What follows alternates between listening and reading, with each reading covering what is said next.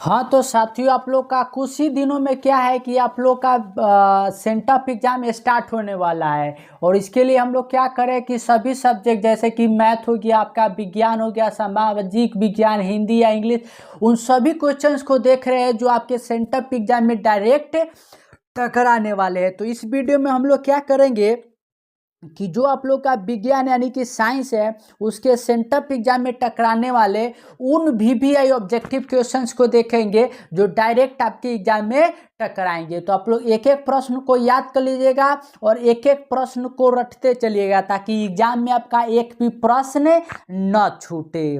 तो पहले प्रश्न की ओर बढ़ते हैं। तो देखिए, पहला प्रश्न जो है ना आपके सेंटअप एग्जाम में इस प्रकार से पूछा जा सकता है कि निम्नलिखित में किसका अपर्तनांक सबसे अधिक है।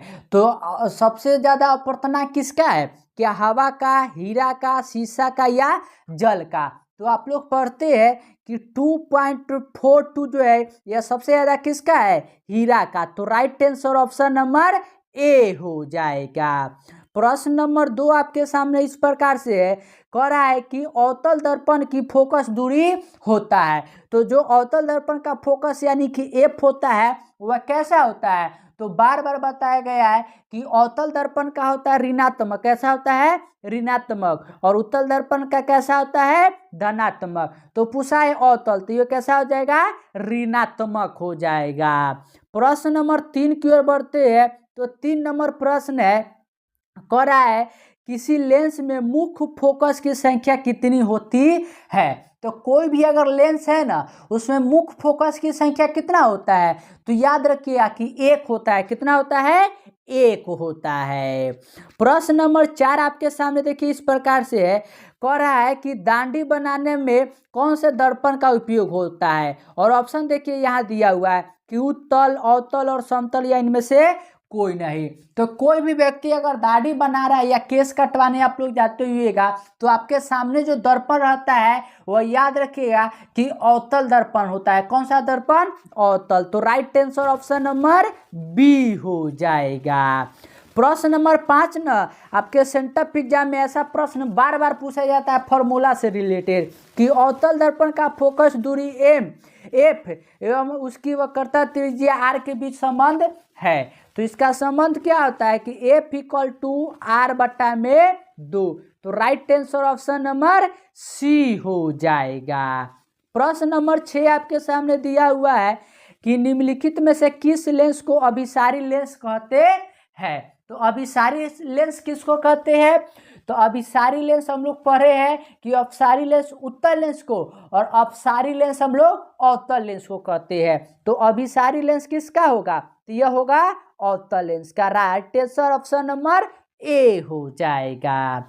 प्रश्न नंबर 7 आपके सामने दिया हुआ है, कह रहा है कि दृश्य प्रकाश में किस तरंगदैर्घ्य न्यूनतम होता है। तो कौन से तरंगदैर्घ्य का न्यूनतम होता है? तो आप लोग पढ़े हैं कि जो बैगनी रंग होता है उसका तरंगदैर्घ्य क्या होता है? सबसे कम होता है। लेकिन अगर आपसे पूछा जाए कि सबसे ज्यादा तरंगदैर्घ्य किसका होता है तो आप बोलिएगा लाल रंग का। तो इसका right answer option number B हो जाएगा कि बैगनी का सबसे कम, और जिस कलर से मैं लिख रहा हूं वह लाल रंग है और इसका सबसे ज्यादा होता है।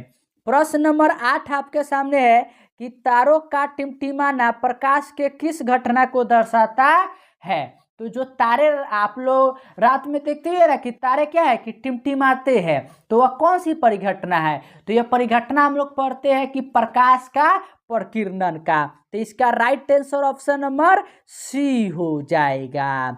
प्रश्न नंबर 9 आपके एग्जाम में है। ऐसा भी प्रश्न आपके बार बार एग्जाम में पूछा जाता है कि निम्नलिखित में किसमें प्रकाश की चाल सबसे अधिक होगा। तो प्रकाश की चाल आप लोग जानते हैं कि 3 × 10 का पावर 8 होता है।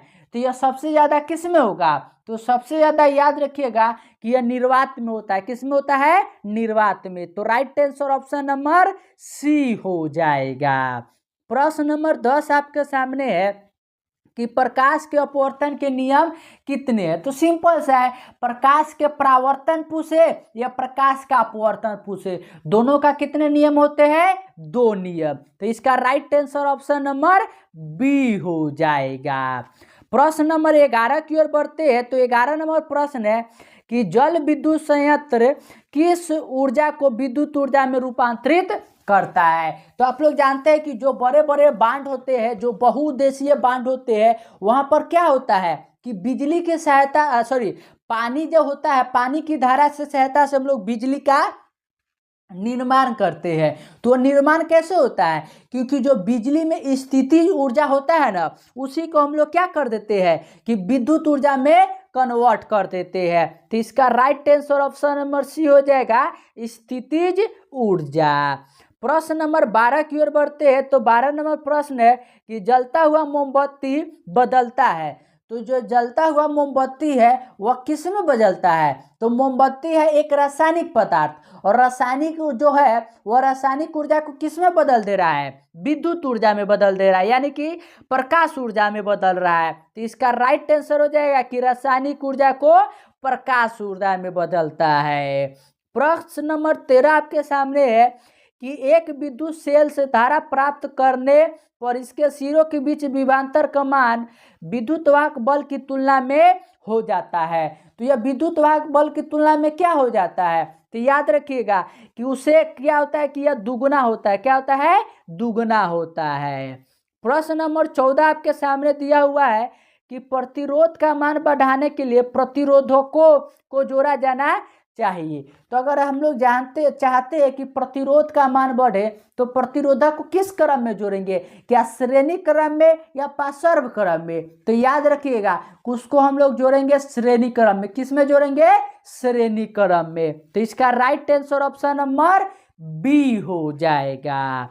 प्रश्न नंबर 15 आपके सामने है कि विद्युत चुंबक बनाने के लिए प्रायः किस छड़ का उपयोग होता है।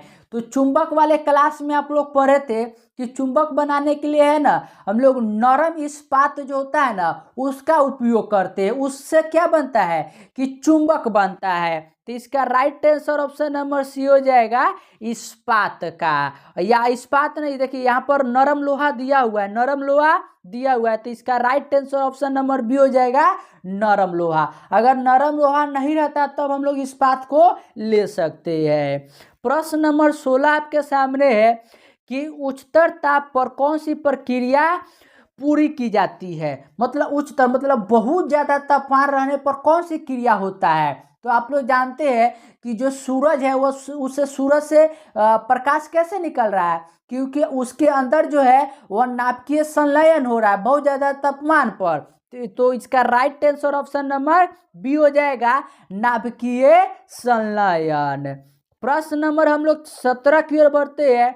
तो 17 नंबर प्रश्न है कि सौर ऊर्जा को विद्युत में बदलने वाली युक्ति है। तो देखिए हम लोग अपने चारों तरफ देखते हैं, या तो आप लाइटर खरीद के लाइए या बल्ब, या तो आप घर घर में देखिएगा कि छत पर क्या है कि सोलर पैनल लगता है। वह क्या करता है कि सूरज के जो ऊर्जा प्राप्त होता है उसको डायरेक्ट विद्युत ऊर्जा में कन्वर्ट कर देता है। तो इसका right answer option number B हो जाएगा, सौर ऊर्जा।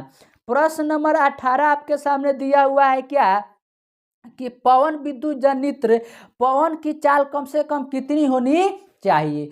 तो आप लोग देखते हुएगा कि पवन विद्युत जनित्र जो हवा के द्वारा क्या करता है, विद्युत का निर्माण करता है। तो वह कैसे निर्माण करता है, वह क्या करता है कि जब वह हवा चलता है तो उसे टरबाइन घूमता है, और टरबाइन के द्वारा क्या होता है, विद्युत का निर्माण होता है। तो टरबाइन घूमने के लिए हवा की स्पीड कितना होना चाहिए। तो याद रखिएगा कि हवा का स्पीड 12 से 14 किलोमीटर पर आवर रहना चाहिए।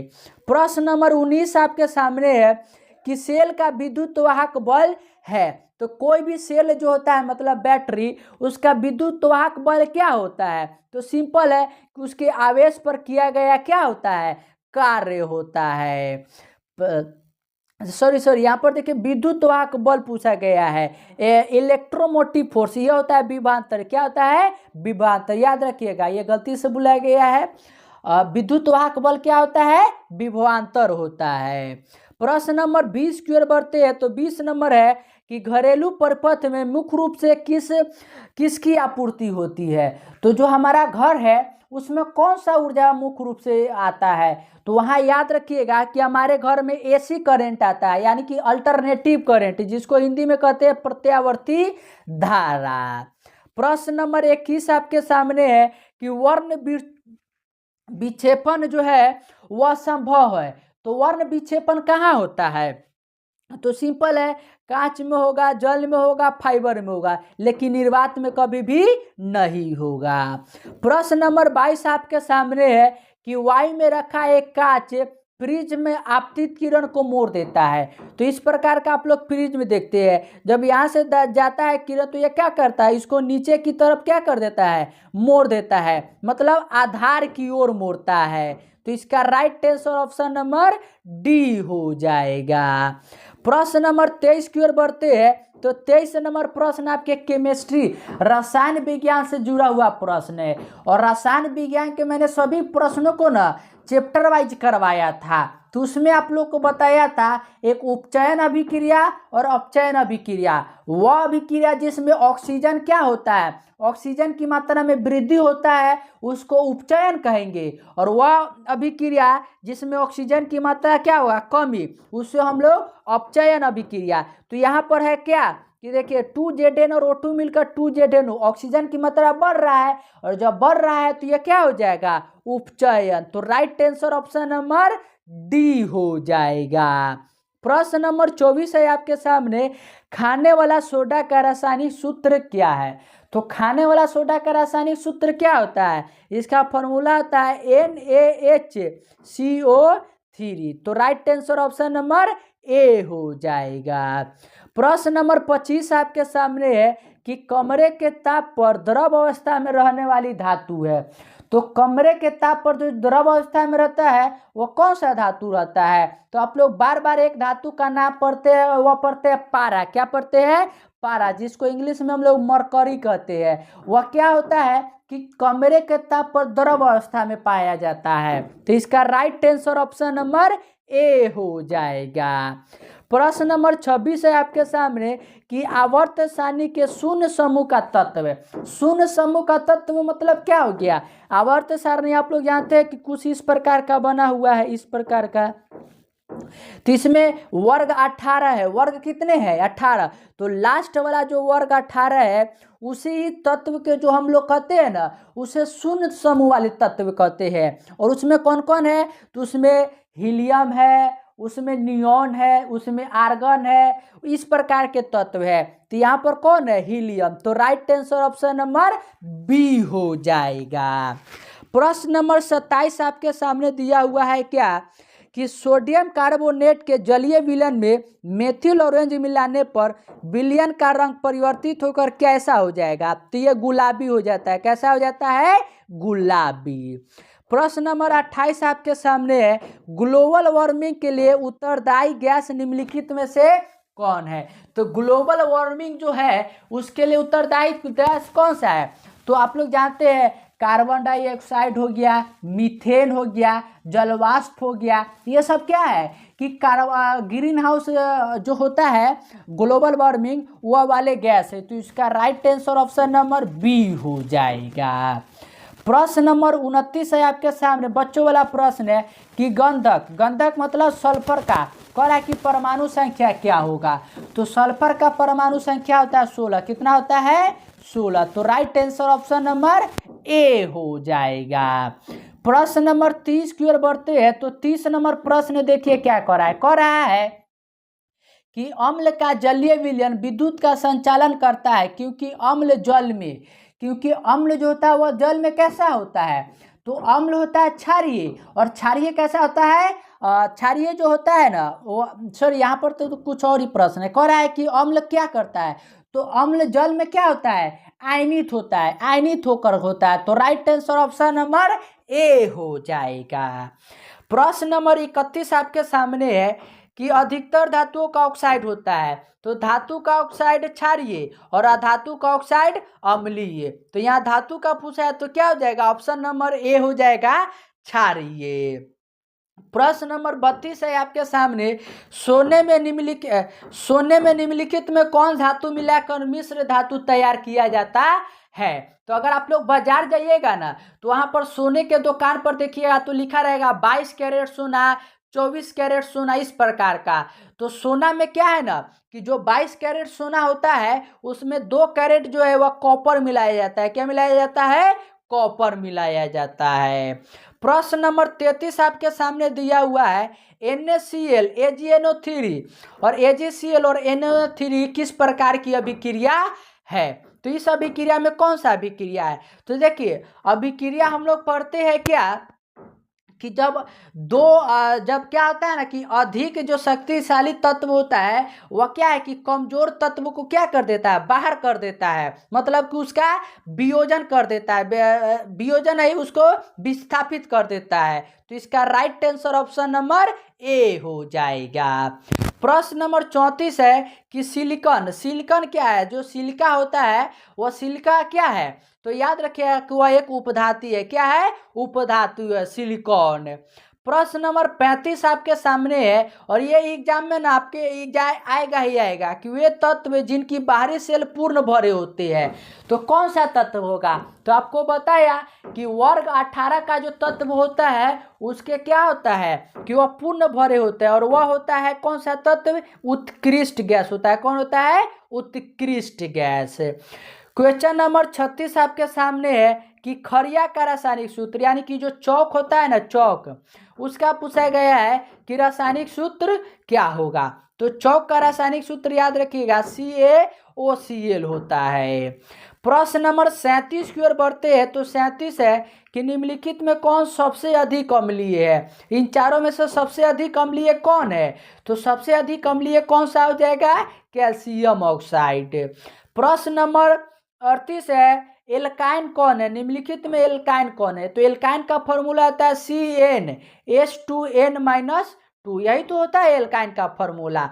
तो अगर n का वैल्यू 2 रखेंगे तो C2, 2 दूना 4, और 4 में से 2 घटेगा तो 2, यानी कि C2H2। तो right answer option number C हो जाएगा।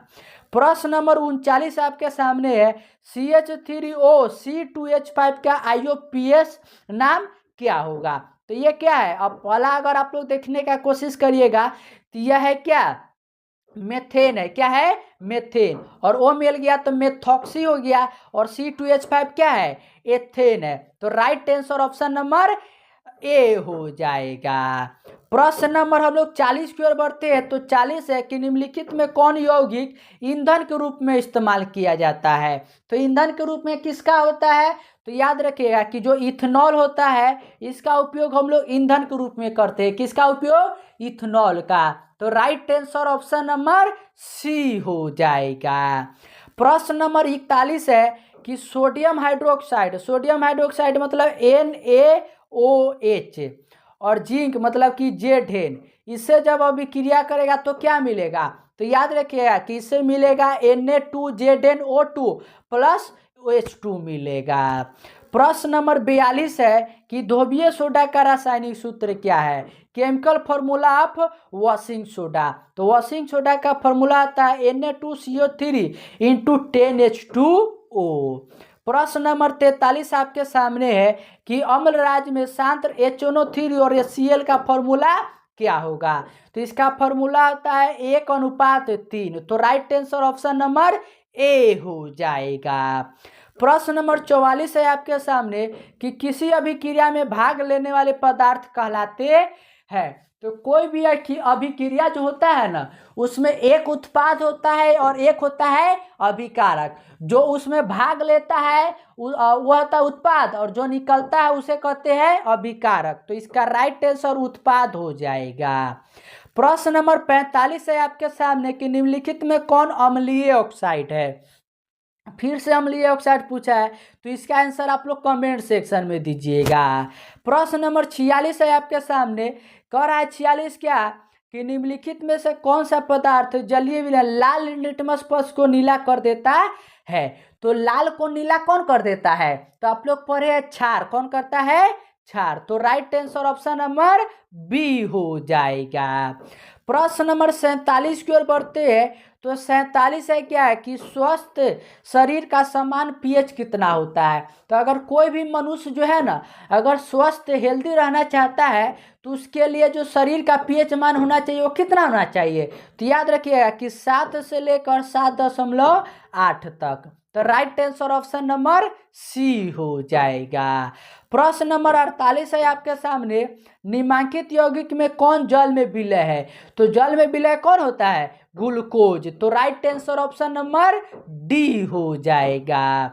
प्रश्न नंबर 49 है आपके सामने कि निम्नलिखित में कौन अम्लगम है। तो अम्लगम का फॉर्मूला याद रखिएगा कि वह पदार्थ या वह यौगिक जिसमें क्या हो, Hg हो, क्या हो, Hg हो। तो right answer option number B हो जाएगा। प्रश्न नंबर 50 और आज के लास्ट प्रश्न है, और इसके बाद जो भी आप लोग का 51 से लेकर 80 तक का प्रश्न होगा ना, उसको हम लोग आने वाले वीडियो में डिस्कस करेंगे। तो आप लोग चैनल को सब्सक्राइब कर लीजिएगा और याद करते चलिएगा प्रश्नों को। 50 है कि निम्नलिखित में से जिंक सल्फेट के विलयन को जिंक को विस्थापित कर सकती है। तो जिंक को कौन विस्थापित कर सकता है। तो इसका राइट आंसर ना है, आप लोग कमेंट सेक्शन में होमवर्क रूप में रहेगा, उसका आंसर कमेंट सेक्शन में बताइएगा, ठीक है। और मैथ का हो गया या सामाजिक विज्ञान, सभी का VVI क्वेश्चन जो है वो इसी चैनल पर करवाया जा रहा है। तो आप लोग चैनल को सब्सक्राइब करके बाकी सब्जेक्ट के भी प्रश्नों को याद कर लीजिएगा।